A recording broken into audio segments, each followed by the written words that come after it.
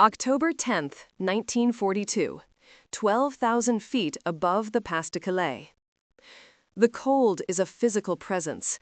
It seeps through the fleece collar of Oberleutnant Franz Stigler's flight jacket, a bitter reminder of the altitude.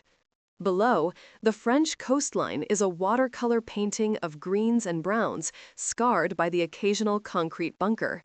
The air is thin, sharp in the lungs. Stigler's world is the steady, guttural thrum of his Daimler-Benz 605 engine and the tight confines of his Messerschmitt Bf 109's cockpit. He is a hunter, a veteran of Jagdgeschwader 27, and these skies are his hunting ground. His wingman, Feldwebel Hans, calls out over the crackle of the radio, a clipped, tense voice. "Franz, 9 o'clock. High, single bogey." Stigler banks his fighter, the machine an extension of his own will. The sun glints off a distant shape. It's an Allied aircraft, that much is clear. But it's not a Spitfire. The profile is wrong. The wings are too straight, the nose too long and deep. It lacks the elegant, elliptical grace of the supermarine fighter. Nor is it a lumbering P-47 Thunderbolt, the brute they call the Yabo.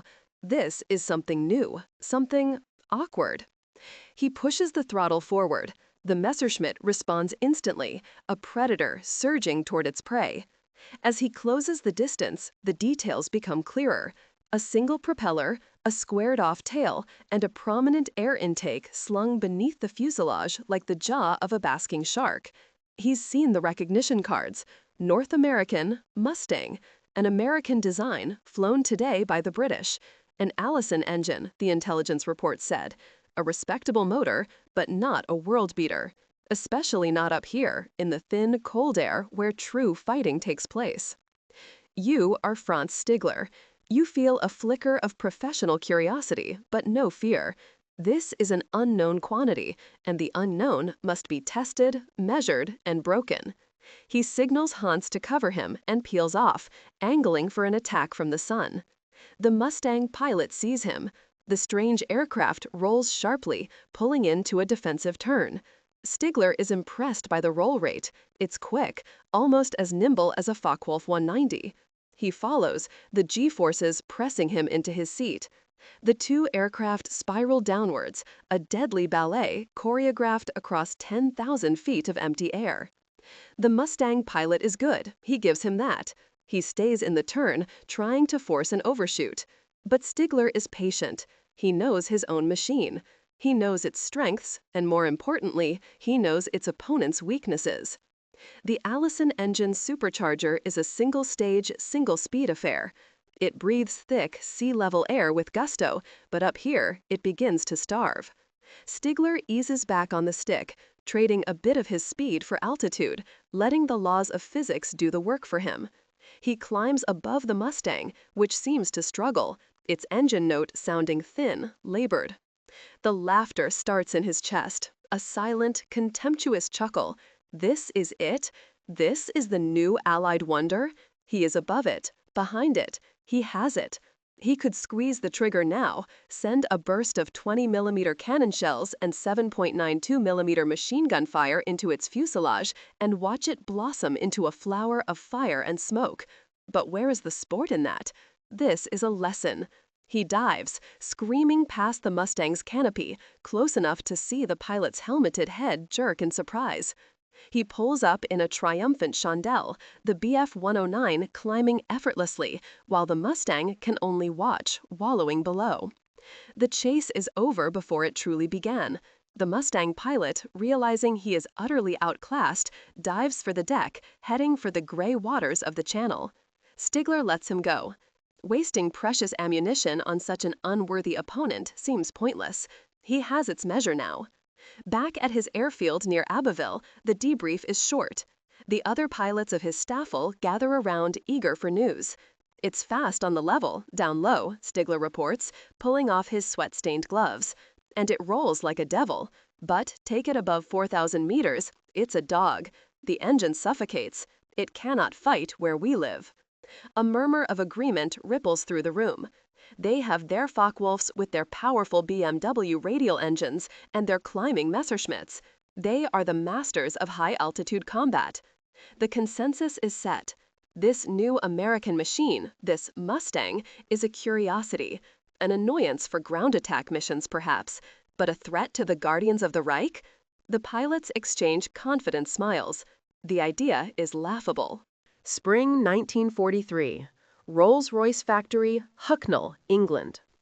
The air smells of hot metal, lubricating oil, and possibility. Here, far from the skies of France, a different kind of war is being fought. A war of engineering, of horsepower and compression ratios. The problem is simple, yet profound.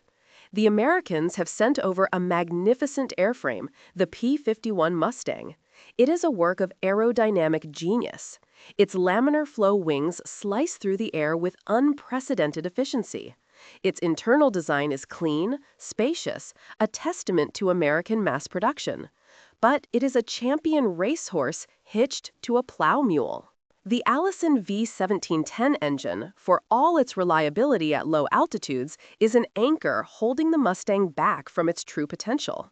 U.S. Army Air Forces commanders see it as a second-rate reconnaissance and ground attack aircraft, useful but unexceptional. The British, who first ordered the plane, have relegated it to their Army Cooperation Command. A deep disappointment. You can feel the frustration in the hangars. You have this beautiful, thoroughbred machine that simply cannot run at the altitudes where the war for the sky is decided. Then, a thought. A simple, almost heretical idea, born from the mind of a Rolls-Royce test pilot named Ronnie Harker. He had flown the Allison-powered Mustang and seen past its wheezing engine. He saw the perfection of the airframe, and he knew, with the certainty of a man who lived his life by the feel of an airplane, what it needed. It needed a British heart. It needed a Merlin. Not just any Merlin. It needed the new Merlin 61 series. This wasn't just an engine. It was a masterpiece of mechanical engineering. Its secret was a revolutionary two-stage, two-speed supercharger, an intricate system of impellers and gears designed by Stanley Hooker. It was, in essence, a complex breathing apparatus that could force great gulps of the thin, frozen air of the stratosphere into the engine's 12 cylinders, allowing it to produce incredible power where other engines gasped and died.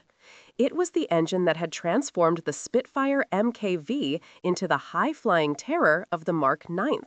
The idea moves from conversation to proposal, from proposal to project. It feels like a quiet conspiracy. A few engineers, a handful of mechanics, working with a pragmatic urgency. 5 Mustang Mk1 airframes are allocated for the conversion. The Americans at North American Aviation are consulted. They send over blueprints and lend their support. It is a transatlantic gamble. Can you really take the soul of a British fighter and transplant it into an American body? The work is intensive. The Allison is ripped out. The engine mounts are redesigned. The Merlin, with its different plumbing and updraft carburetor, requires a new intake and a modified nose section. Mechanics work long hours, fabricating parts, wrestling with coolant lines and electrical harnesses. It is a hybrid, a mongrel. Some call it the Anglo-American bastard. But as the first conversion, serial number AL975, is rolled out onto the tarmac at Hucknall, it looks right. The sleeker, more refined cowling gives the aircraft a new predatory profile. On October 13, 1942, almost a year to the day after Stigler's dismissive encounter, Rolls-Royce chief test pilot Captain Ronald Shepard climbs into the cockpit. The engine turns over. The sound is different. The Allison had a mechanical, industrial roar. The Merlin emits a deep, resonant growl, a smooth, powerful hum that promises something more. He taxis, turns onto the runway, and pushes the throttle forward. The acceleration is staggering. The aircraft doesn't just roll, it leaps off the runway. Shepard climbs. 5,000 feet. 10,000 feet. The Allison Mustang would be starting to feel sluggish now. The Merlin Mustang keeps climbing, pulling itself skyward with an insatiable hunger for altitude. 15,000 feet, 20,000 feet. This is the Messerschmitt's domain. The Merlin engine shifts into high gear on its supercharger, and the aircraft surges with a fresh wave of power. 25,000 feet, 30,000 feet. It's still climbing, still performing. The numbers coming back from the test flights are astronomical, almost unbelievable. A top speed of 441 miles per hour at over 30,000 feet, nearly 100 miles per hour faster than the Allison version at that altitude. It can outrun a Spitfire I-9. It can outclimb a Bf-109G. It is, on paper, the most formidable fighting machine in the world. Word flashes across the Atlantic. The U.S. Army Air Forces, desperate for a long-range escort fighter to protect its heavy bombers all the way to Berlin and back, sees the reports. This isn't a reconnaissance plane anymore. This is the answer. This is the weapon they have been praying for. Production is ordered on a massive scale.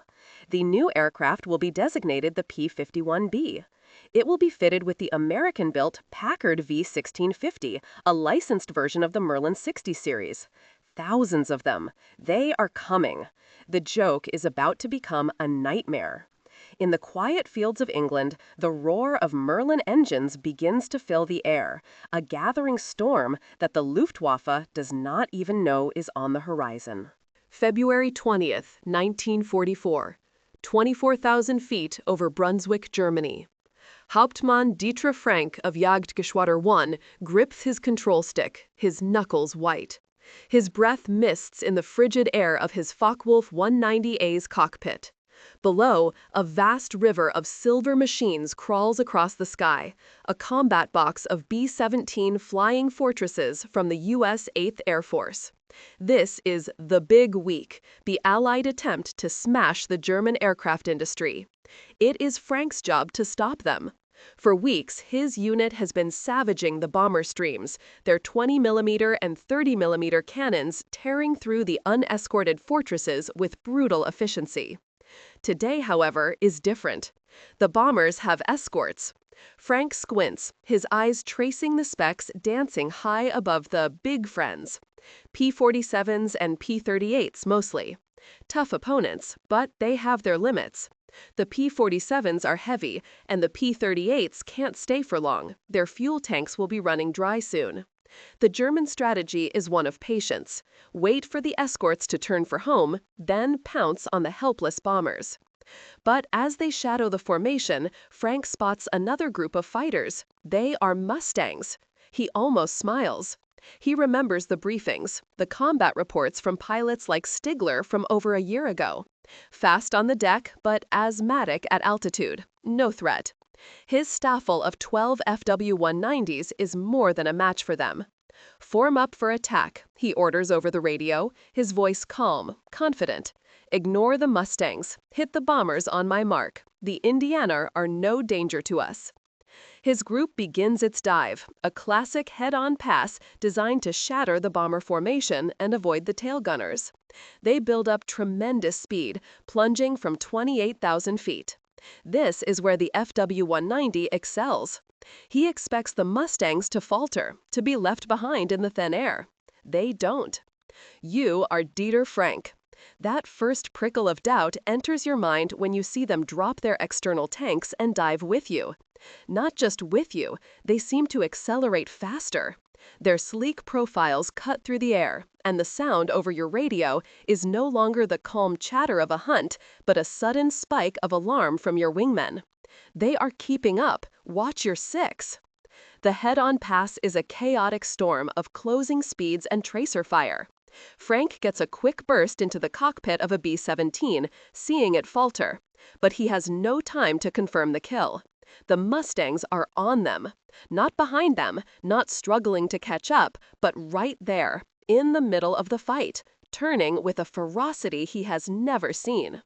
Frank brakes hard, pulling his Focke-Wulf into a tight, climbing turn, a maneuver designed to shake off any pursuer. A Mustang follows him. It's a P-51B with its high-backed birdcage canopy. It shouldn't be able to stay with him in the climb. It just shouldn't. But it does. He can hear the smooth, terrifying scream of its Merlin engine, a sound so different from the Allison's whine he remembers from the reports. The Mustang hangs on his tail, its 4.50 caliber machine guns winking like angry stars. He throws his FW-190 into a violent split S, diving away, the airframe groaning under the strain. The Mustang follows effortlessly. Panic, cold and sharp, grips him. All his training, all his experience, is screaming that this is impossible. This machine is defying the known laws of aerial combat. He sees one of his squadron mates, Kurt, in a turning fight with another Mustang. The German pilot is good, an ace with 10 victories. But the Mustang gets inside his turn, its nose pulling through, and a stream of tracers finds its mark. Kurt's FW-190 erupts in a greasy, black plume of smoke and fire, tumbling out of the sky. The radio is a cacophony of panicked shouts. "Brake! Brake! They are everywhere! Achtung! Mustang on my tail!" The disciplined, confident attack has disintegrated into a desperate, running battle for survival. These are not the Mustangs from the reports. These are demons. They are faster, they can outturn, outclimb, and outdive his vaunted Focke-Wulf. Frank finally shakes his pursuer by diving into a thick bank of clouds, his heart hammering against his ribs. He flies blind for several minutes, praying. When he emerges, the sky is empty, save for the distant, receding drone of the bomber stream. He has lost 3 pilots, including Kurt. His own aircraft is riddled with holes from a passing snapshot.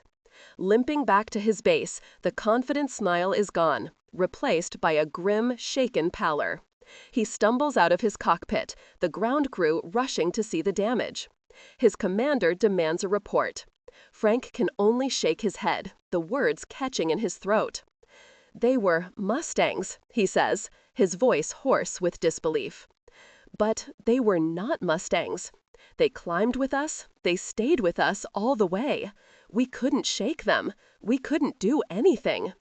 The laughter that once echoed in the briefing rooms of the Luftwaffe has died. In its place, a terrifying realization is beginning to dawn. The war for the skies over Germany has just changed, irrevocably. And they are on the losing side. May 28, 1944. An airfield near RAF Leiston, Suffolk. The sound is the new anthem of the 8th Air Force, not the guttural cough and roar of the Wright Cyclone engines of the B-17s, but the synchronized, liquid thunder of hundreds of Packard Merlins. Captain Don Gentile of the 4th Fighter Group, the Debonaires, zips up his flight suit, a nervous energy thrumming through him. Outside, his P-51D Mustang, named Shangri-La, waits. The sun gleams on its polished metal skin and the bubble canopy that gives him an almost perfect 360-degree view of the sky. This is the latest evolution, the D model, the definitive Mustang. The mission today is not just escort. The orders from General Jimmy Doolittle have fundamentally changed the nature of their war. No longer are they tied to the bombers, a defensive shield to be broken. They are now an offensive weapon. Go down on the deck, the new directive reads. Seek them out, wreck them.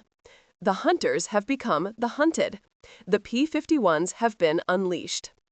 You are one of these pilots. You climb into the cockpit, the familiar smells of hydraulic fluid and worn leather enveloping you.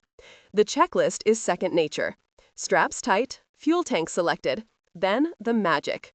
You flick the switches, press the starter, and the Merlin in front of you catches, the 4 propeller blades blurring into a transparent disc. You are not just a pilot in an airplane. You are fused with a weapon, a long-range, high-altitude killing machine with 6.50 caliber Browning machine guns and the endurance to fly to Berlin, fight for 30 minutes, and fly all the way back. The takeoff is a massive, choreographed event. Squadron after squadron of Mustangs lift off, forming up into a vast aerial armada. They climb, heading east over the North Sea. The anxiety of the early days is gone. It has been replaced by a cold, predatory confidence. You aren't hoping to survive an encounter with the Luftwaffe anymore. You are actively looking for one. Over Germany, the sky is a new kind of battlefield. The bomber streams are still there, but now they fly under a vast umbrella of silver fighters. The Luftwaffe has grown cautious, wary. They will not engage unless the numbers are overwhelmingly in their favor. So, the Mustangs go to them. After escorting the bombers to their target near Magdeburg, Gentile Squadron is released. "Okay, debonaires, let's go hunting," comes the call from the flight lead. They drop down from 25,000 feet, a wolf pack descending from the heavens. The target is a known Luftwaffe airfield at Gardelegen. As they approach, they see them, a staffel of Bf-109s taking off, scrambling to intercept. It's a fatal mistake. To be caught at low altitude with low energy during takeoff is a death sentence against a P-51. The Mustangs fall upon them like hawks. Gentile picks his target, a 109 struggling for altitude, its landing gear still retracting. There is no complex dogfight, no elegant spiraling duel. This is an execution. He lines up the Messerschmitt in his K-14 gun sight, the gyroscopic mechanism calculating the perfect lead. He squeezes the trigger on his control stick. The Mustang shudders as all 650s open up, a sound like a giant tearing a canvas sheet. The air fills with streams of tracer and smoke. A torrent of heavy-caliber slugs, each the size of a man's thumb, smashes into the German fighter. Pieces of its wing fly off, black smoke pours from its engine. It snaps into a violent, uncontrolled roll and plunges into the forest below. The fight is over in 90 seconds. The sky is filled with the burning pyres of German fighters. The rest have scattered, running for their lives. But the Mustangs are not done. They reform and sweep low over the airfield. This is the new doctrine in its most brutal form. They strafe the hangars, the fuel trucks, the aircraft neatly parked in their revetments. You see men on the ground running, diving for cover as your machine guns chew up the earth around them. Secondary explosions blossom as fuel and ammunition stores are hit. The Focke-Wulfs and Messerschmitts that were once the terror of the skies are now destroyed before their engines can even be started. The butcher bird is trapped in its cage. Flying back to England, low on fuel but high on adrenaline, the pilots count their victories. The radio is alive with triumphant calls. They have smashed a German fighter unit on its own turf. This scene is being repeated all across the Third Reich. The veteran pilots of the Luftwaffe, the experienced Experten, are being systematically eliminated. They are being killed in the air, or their priceless aircraft are being destroyed on the ground. The once feared German Air Force is being bled white, its strength draining away with every P-51 that crosses the coast. The laughter of 1942 is a ghost, a bitter memory haunting an Air Force that is now fighting a desperate and increasingly hopeless battle for its own survival. January 1st, 1945. 30,000 feet above the Ardennes forest.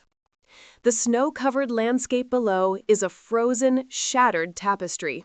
This is the height of the Battle of the Bulge, the last great German offensive of the war. On the ground, American soldiers are locked in a desperate struggle. In the air, there is no struggle left. The sky belongs to the Allies. Major George Preddy of the 352nd Fighter Group, the blue-nosed bastards of Bodny, scans the horizon from the cockpit of his P-51D, Kriegs-a-Mighty. He leads a flight of 4 Mustangs on a freelance fighter sweep.